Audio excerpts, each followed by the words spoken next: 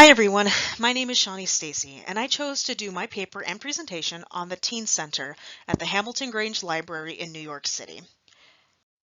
Something I found especially important while reading about this space was that, according to the New York Public Library, in this neighborhood almost 60% of teens are frequent library users, and another 30% that they would use the library if there was a space designated for teens only.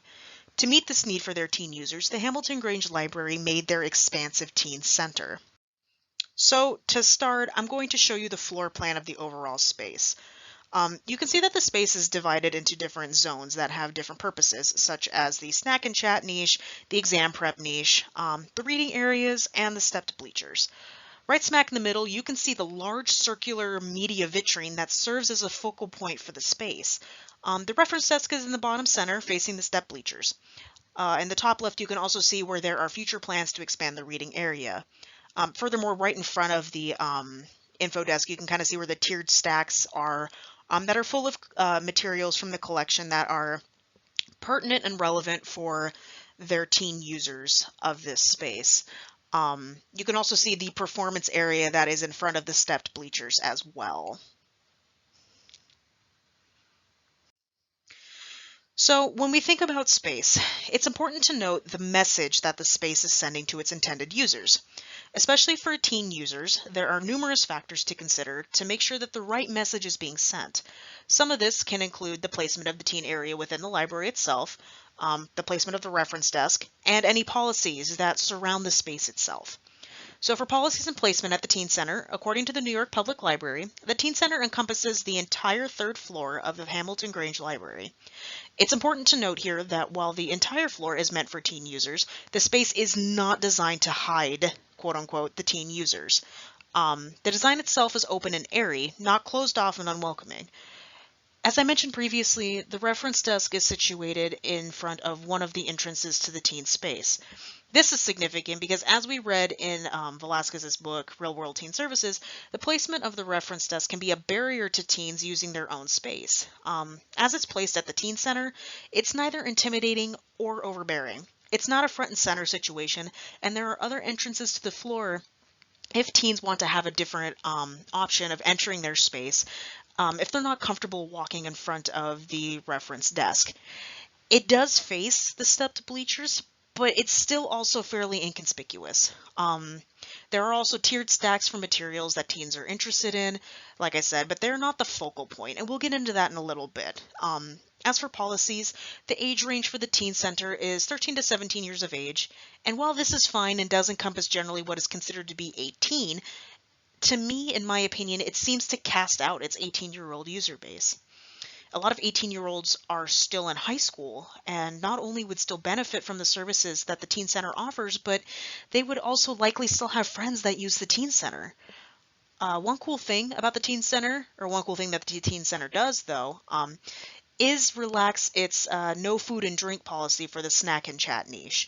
I'm kind of under the impression, the way that I understood it, was that the New York Public Library in general is pretty strict about having no food or drink in their spaces, but they did relax this for this specific niche within the Teen Center. Next, we all know how important access to technology is for users, and libraries need to be able to meet that need. Coleman et al. Says that a significant amount of teens and librarians say that access to technology is one of the most important things for libraries to offer. According to Rice and Lipka architects, the architects that designed the space, the focal point of the space is its 20-foot diameter media vitrine. In the vitrine, teens have access to gaming technologies. And while, yeah, it can get loud in there, the sound is filtered through special speakers so it doesn't escape the vitrine and disturb the rest of the floor. It should be noted as well that the clear walls allow for teens to have their own space without the constant overbearing monitoring of an adult. With these clear walls, the librarians at the desk, or the staff at the desk, can monitor the room from a distance, giving teens their own space to explore these gaming technologies. Teens also have access to the X-Bar computer zone to access the internet and homework helping technologies.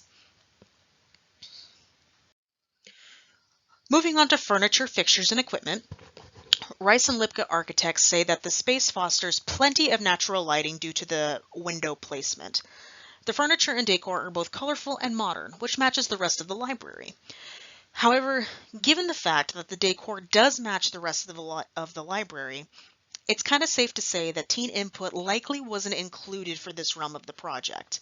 There are stepped bleachers for teens to hang out on. Both teens and librarians say that comfortable furniture is one of the most important things in a teen library space.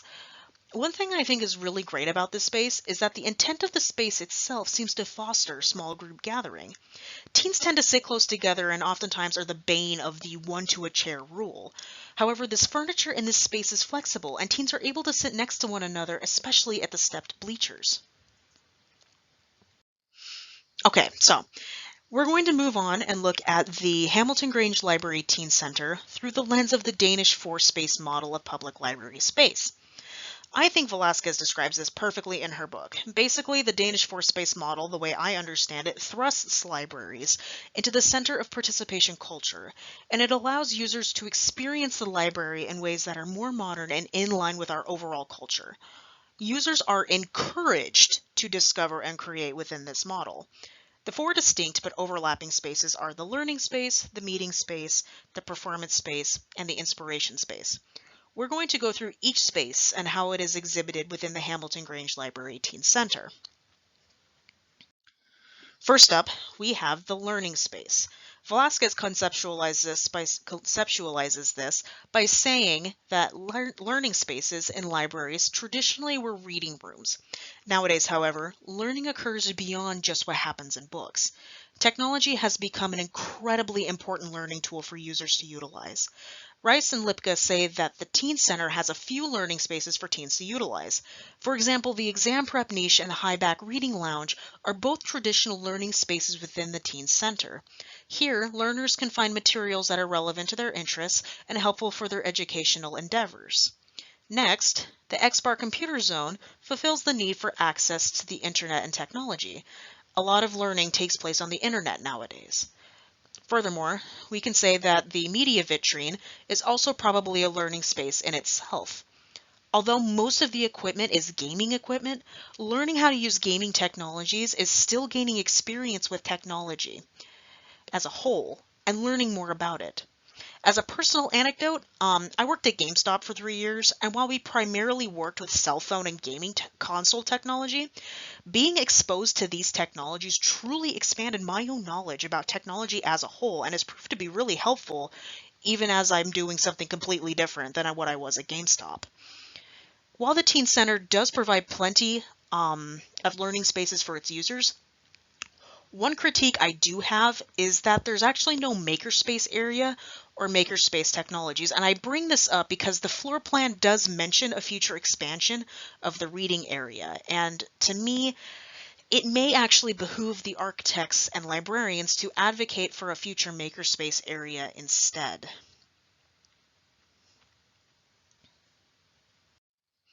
Okay, so the next space in the Danish four-space model is meeting space. Libraries are not just material repositories anymore, they're community meeting spaces. Shelton especially says that teens will flock to places that allow for them to gather with their friends. However, unfortunately, oftentimes groups of teens are seen as threatening and are labeled as quote-unquote problem patrons. Truly, I think the Teen Center at the Hamilton Grange Library really throws this misconception out the window.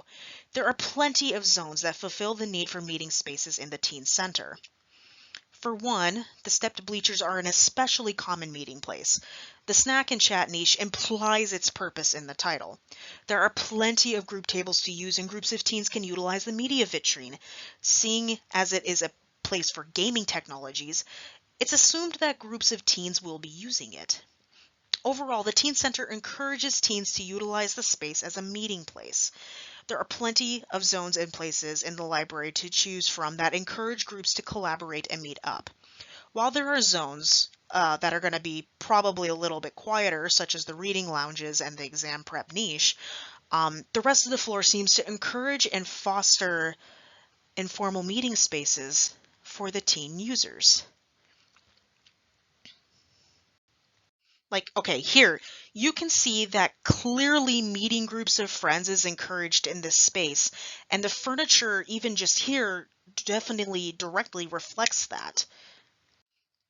And here is one of my favorite views of this library space itself. It's a view of the whole space from the top of the stepped bleachers. You can see teens casually hanging out on the bleachers, but in the background as well, you can see a group of teens gathered around what looks to be a TV screen. Truly, this space really does foster the need for teens to be able to meet up and hang out with their friends. A lot of the pictures you see of this space are teens meeting up with their friends. There are teens in groups all over the place in this space, and it is incredible to me. Next, we're going to talk about performance space. Velasquez describes performance space as the element to the space that cultivates creativity and making things while hosting all of the equipment necessary for creators to generate new work. In this way, the space fosters creativity more than quote-unquote performance. However, unfortunately, in my opinion, this is where the Teen Center does fall a little flat. There isn't much in the way of makerspace technologies or spaces or other areas for creativity to be at the forefront, at least as far as it's being described. There is a performance area for teens to utilize for more formal performances in front of the stepped bleachers, and I think that's where they hold a lot of programming as well, and they can have informal performances as well, but nothing around what quote-unquote performance space looks like. I guess one could still argue that the media vitrine is in its right a performance space, but there's only so much creativity one can utilize with gaming technologies, with like one exception maybe being the game Minecraft, if that's available for them to use. And maybe I'm just being a little closed-minded about it, but that's just how I'm seeing it. But I do want to point out again that the floor plans do mention a future expansion of the reading area, and perhaps this should be a future makerspace area expansion instead. So finally, we're going to look at inspiration space. Just as it sounds, the inspiration space, as described by Velasquez, is the overall inspiring feeling that users experience when coming into a space. Through this, libraries can use an experience economy retail model to give users an experience each time they come into the library, which encourages users to utilize the services and materials. And honestly, I've got to say that at the Teen Center, the overall design and floor plan truly gives its users an experience. Not only are the decor and the floor plan eye-catching, but there are multitudes of meeting areas for teens to use, multiple learning zones, and the ever-present, awe-inspiring clear media vitrine. There are materials here for teens to use and read, but they're certainly not the focal point of the space. The space itself is truly centered around the experience, and this is where I think the Teen Center truly shines. When I was a teen, this would have been a space I would wholeheartedly utilize, simply because of the experience would draw me in, and I would have to imagine that it inspires its users in a similar way. So, with that being said, I think one librarian said it best. It is silly to hide your most active patrons in some out-of-the-way corner of your building. The Teen Center gives teens a space all their own, and the space is designed to let them shine. It is usable, inspiring, welcoming, and fitting for teens to use. I have very, very few critiques of the space itself. Overall, I think it does a wonderful job, and I think that the teens of the neighborhood were heard when they said that yes, they use the library, and yes, they would use the library more if they had their own space. I think the Hamilton Grange Library really rose up to that challenge and provided its teen users with a stellar space for them to use. I really had a lot of fun looking at the space's design, and I'm glad to see that it seems to be popular with the teens as well. I hope that it can continue to be or to service their teen users well in the future.